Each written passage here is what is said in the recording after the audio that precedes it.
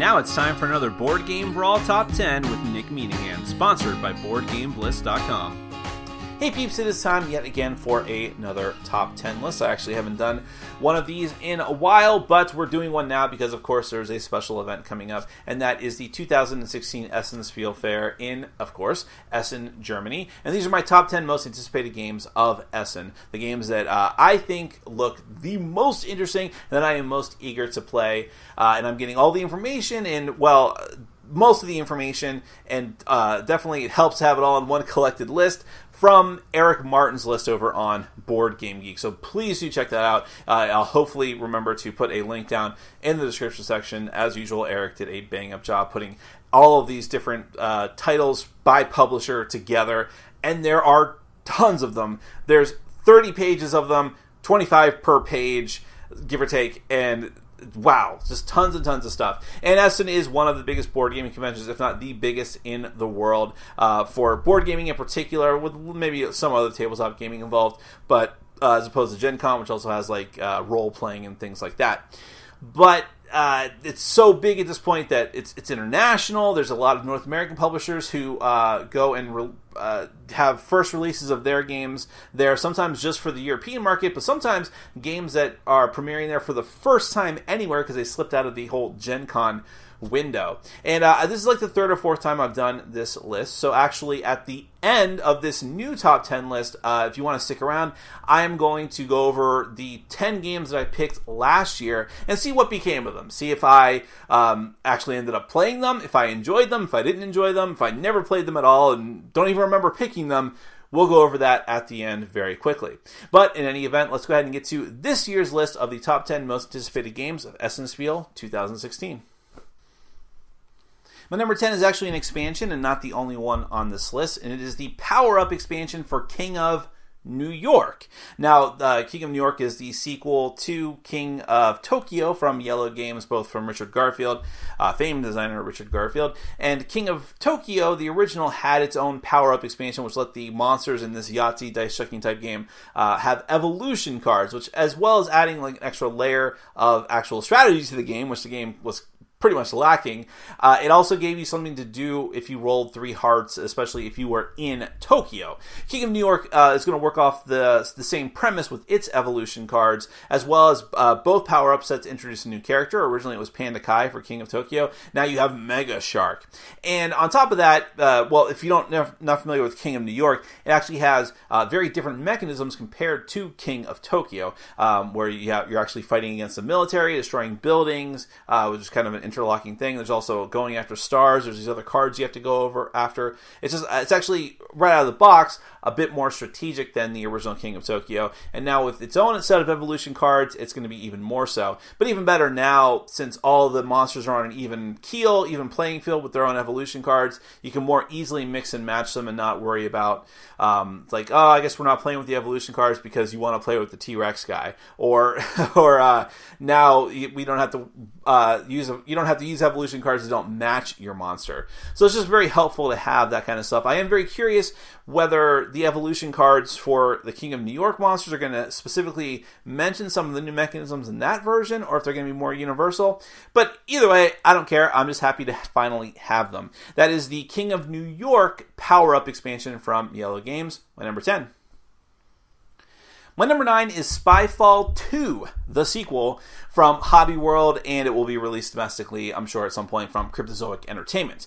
Now, the interesting thing about this, Spyfall was sort of the darling of Essen last year, maybe the year before at this point, but it was sort of a huge sleeper hit that just blew up over the course of the next year and became one of the top-rated party games of the last year. People use an app to play it and all this different kind of stuff, and it's one of my favorite party games. I just play with the physical version.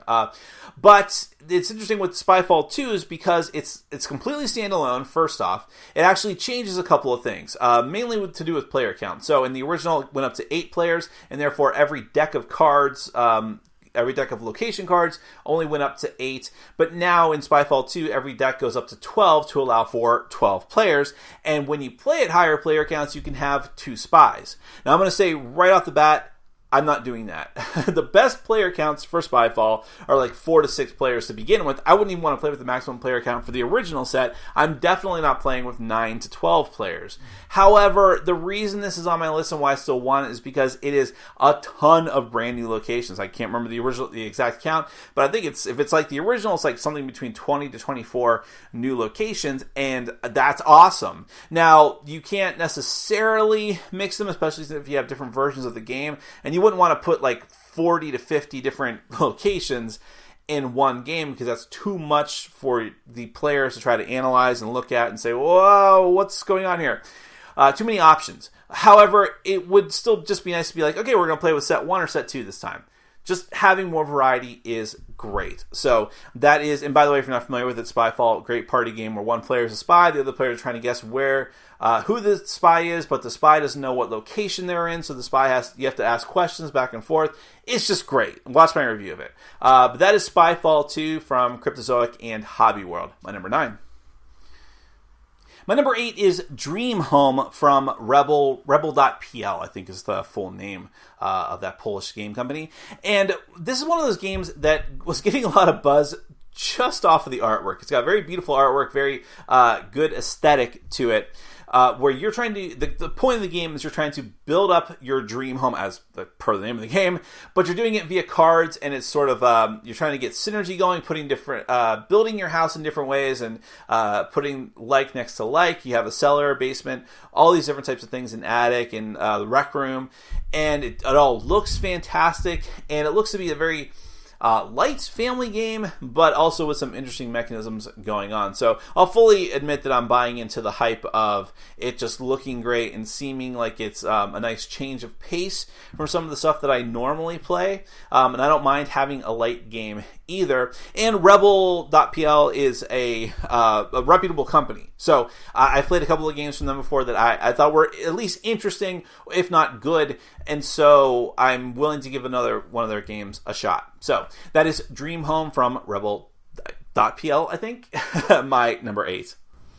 Number 7 is Mighty Monsters from Queen Games. Now, Mighty Monsters is actually a re-implementation of a game that I've already reviewed and enjoy greatly called Dungeon Guild. It was a very small game from Korea, I believe. It's Korea or Taiwan. I'm very sorry, I don't remember.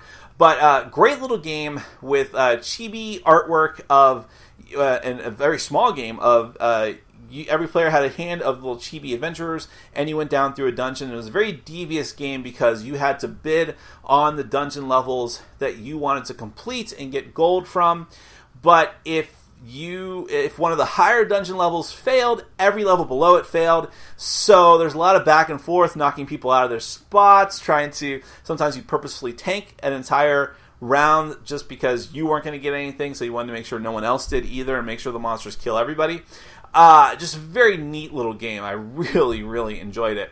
Now, Mighty Monsters is a re-implementation of that on a bigger scale, and as the name implies, this time you are a bunch of monsters. It's in reverse. You're a bunch of monsters going through a castle trying to loot it, kill all the human defenders, and get as much loot as you can. So instead of guild cards of little adventurers, you have monster cards that you're playing. And I don't know, I'm curious to see what they can do with better components, because it was, the other one was fine, but it was small, and not everyone was keen on the chibi artwork.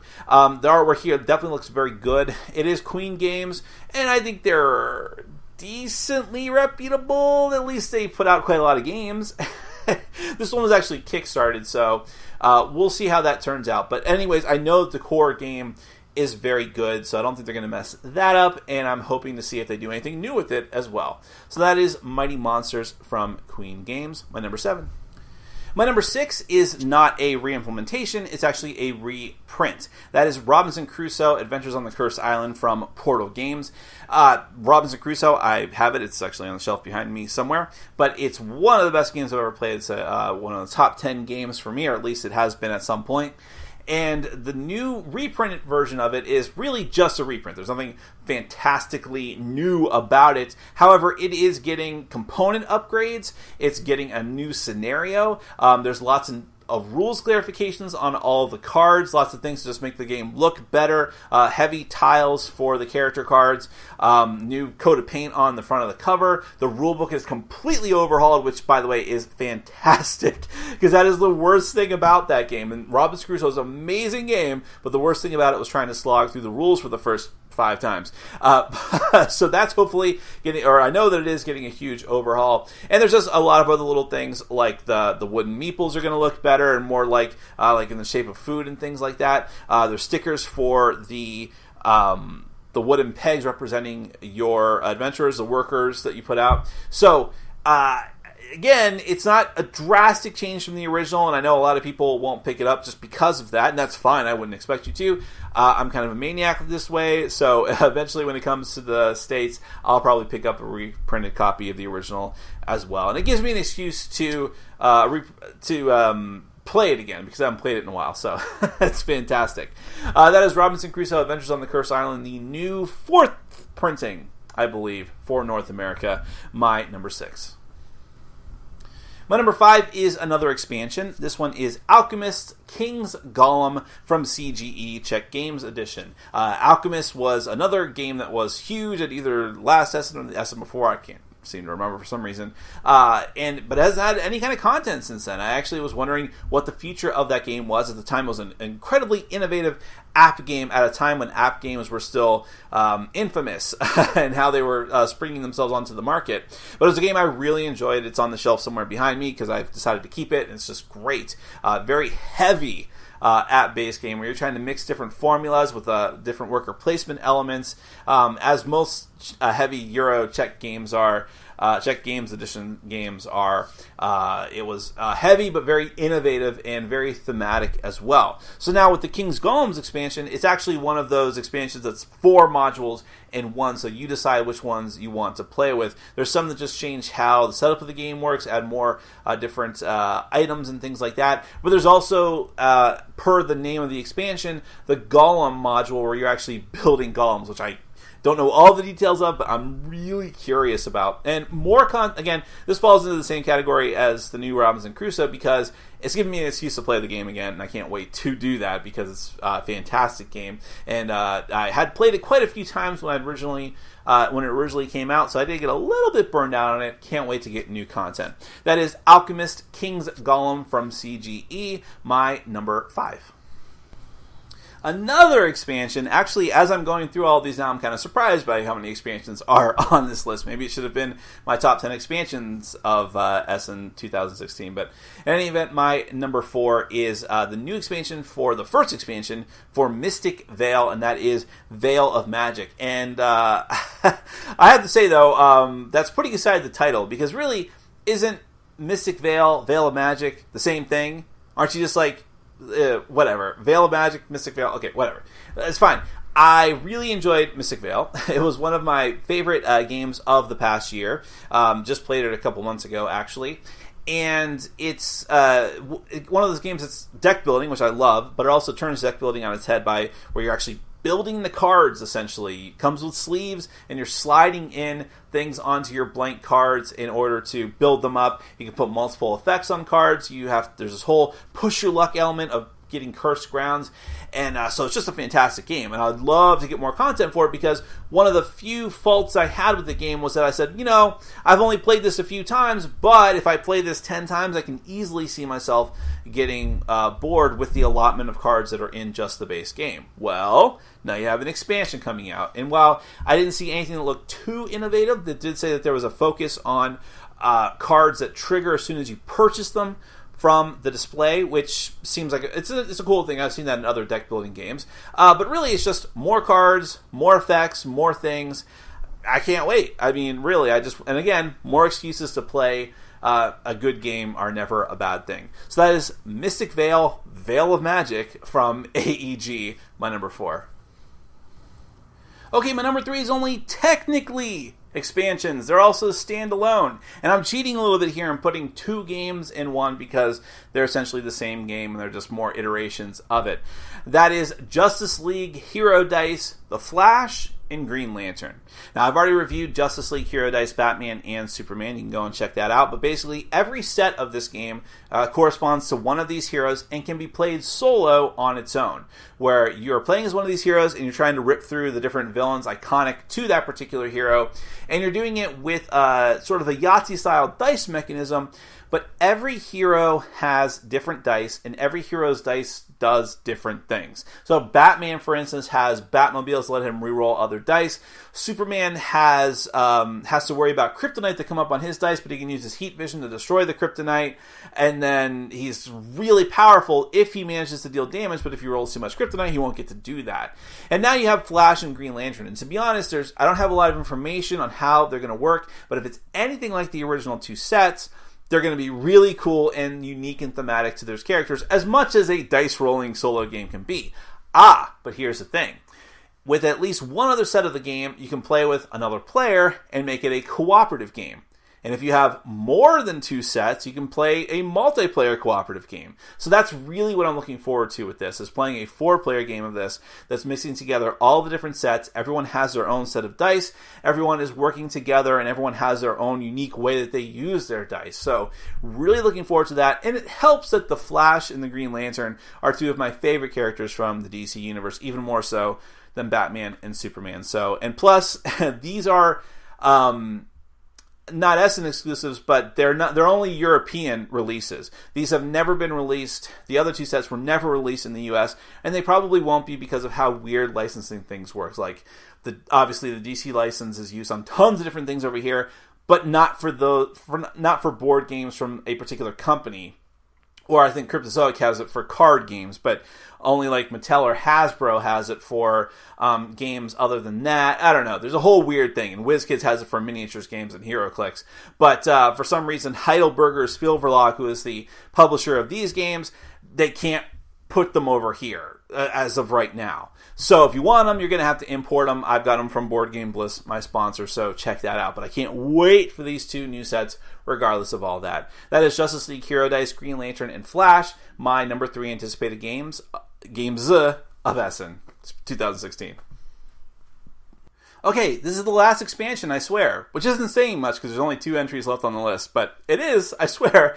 That is Imperial Settlers Aztecs. Now, Imperial Settlers is a fantastic game. That's right behind me, and it will stay there for the foreseeable future because it's a great Euro game, but it's really a resource management, hand management, using cards for multiple things. Just a fantastic game with a great art style to it. And they've already put out an Atlanteans expansion and then 2 at least character packs to give more cards for all the different factions. So now the Aztecs expansions adds a brand new faction, and I don't know too much about it, but I do know that it's going to add religion to the game, which real life, not so great, but in game, sure, it sounds very interesting to me. Because it's giving it actually adds, as per the Atlanteans expansion as well, it's not just for the Aztecs to use that, it's for all the different factions to use it. So you have prayer tokens, I don't know exactly what that's going to do, but any kind of new mechanism sounds very interesting to me. You have festivals and it's very thematic to the Aztecs. So, and of course, it's more of the great art style and just great gameplay of the original Imperial Settlers, just more of it. So that can't possibly be a bad thing. So that is Imperial Settlers, the Aztecs expansion from Portal Games, my number 2 anticipated game or expansion of Essen 2016. Finally, my number 1 is one that's been getting a ton of hype very recently. In fact, it's one of the most asked about games on my Q&As recently, and I didn't know too much about it. I'd heard about it quite a while ago, and then it just kind of popped out of my mind. But it is Innis from Madagot Games. Now, Madagot Games, right then and there, I would say, let me find out more about that, because Madagot Games puts out very, very good games, very nice-looking games, very thematic games. Some of their best known, of course, have been Cyclades, or Cyclades, however you want to say it, and Comet. Cyclades is okay, Comet is amazing, and then there's also games that don't get as much hype, like Origin, that I really enjoy, and Room 25, and so on and so forth. But even like their worst games, quote unquote, are still very good, like Giants to sit and work for me, but it looked fantastic. And Innis looks to be keeping up with that tradition. It's based in Celtic myth this time. I think they're trying to hit all the major myths for their big combative games or territory control games. And you're trying to fight over this island of Innis. There's different ways to win the game, either through, I think, religion or actually just territory control, different things like that. Looks like it's got great pieces and miniatures, great artwork style. I don't know if this is true or not. Well, I'm not even going to say it because I don't know if it's true, but there's something about the artist.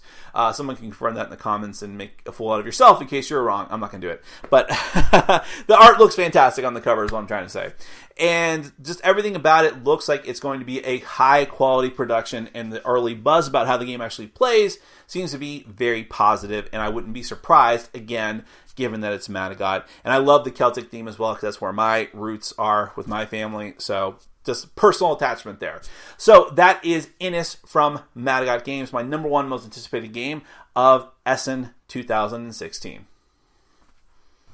Okay, guys, as promised, I'm just going to go through my top 10 of last year and see where they all fell out. I'm just going to do this super quick. My number 10 last year was Study in Emerald 2nd Edition, which was a revamping of by him that Martin Wallace did himself of his own game of the original Study in Emerald. I liked it, very good. As it turned out, I ended up getting a copy of the 1st edition, and I decided just to keep that one and trade away my other copy, which is not to say it was bad by any means. In fact, it was improvement as far as accessibility, but since I'm used to playing the original and had other gamers to play the heavy games with, I decided to just keep my original version. But if you can't find the original version anymore, which is really hard to do, you're fine getting the 2nd edition. It's really not that much of a downgrade or anything like that.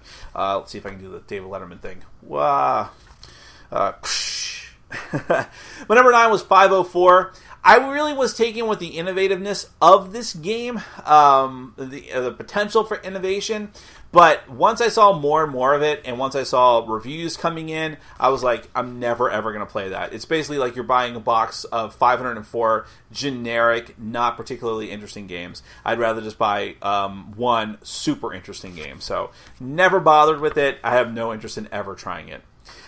Faith, the sci-fi RPG. I did end up playing and reviewing that, actually, because it was on my list. The publisher contacted me. It was actually an RPG, as the name implies, which is rare for any of my lists on a board gaming channel, and rare to be at Essen, but it was actually an RPG in a box, so it was had a lot of board game elements too. Very good. I still actually have it just because it's very cool, and I don't really want to get rid of it, but I don't actually play it that much since my original couple of game sessions when I reviewed it. So, but it's neat, and if you want an interesting RPG experience that's sort of the halfway point between board game and full-fledged pen and paper game, that might be an option for you. And it looks great, too. Really cool theme.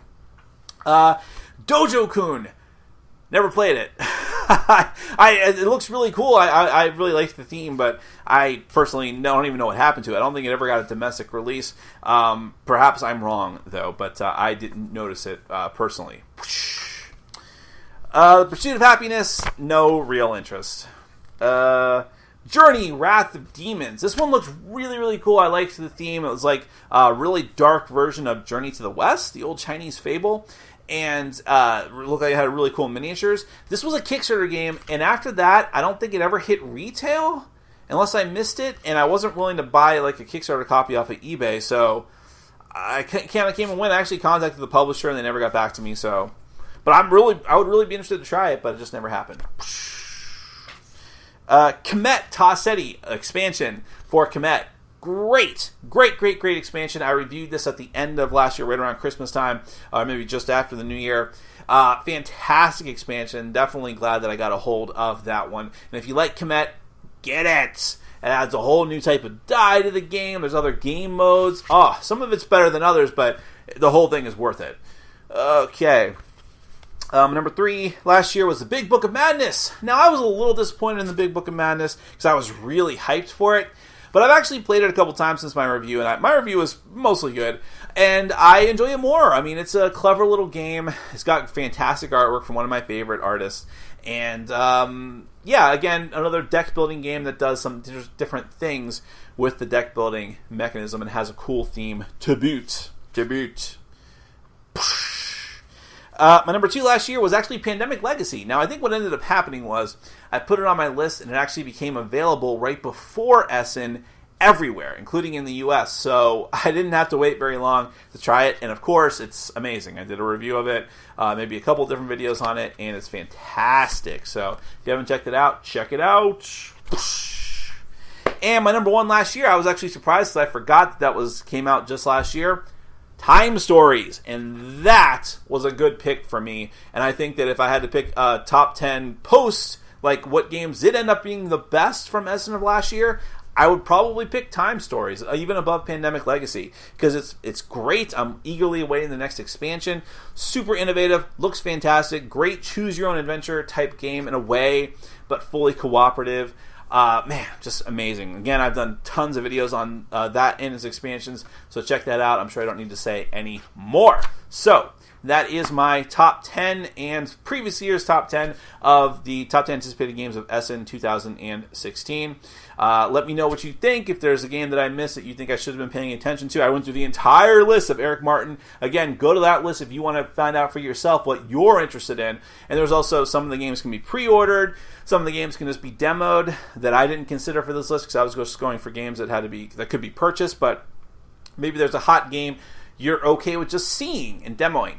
Go into that list, look at it. Eric Martin's list is fantastic. It's tons and tons and tons of information, including booth numbers if you're actually going to the fair as well. But in any event, thank you so much for watching, as usual, guys and gulls. Take care, have a fantastic week, and a fantastic fall and winter.